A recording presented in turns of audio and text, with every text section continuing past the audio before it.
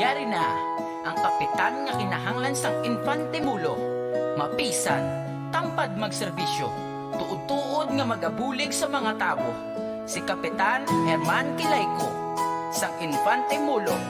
Serbisyo sigurado. Team Padayon. Gusto nyo bala sang kapitan nga solido? Butuot ta si Kapitan Herman Kilayko. Mabuot kag mapisan kag mapinuligon. Sa mulo handagin magserbisyo, sang tampad kag tupad nga wala sang baylo nga ginahulat. Gani padayon ng serbisyo sa Infante Molo. Siya butuhon ka. Kalugyos ang palibot, iya ginatutukan. Mahapos palapitan kung imo nga kinahanglan. Gani ano ba ang imo ginahulat? Sa maabot nga eleksyon tani hindi magkalipat.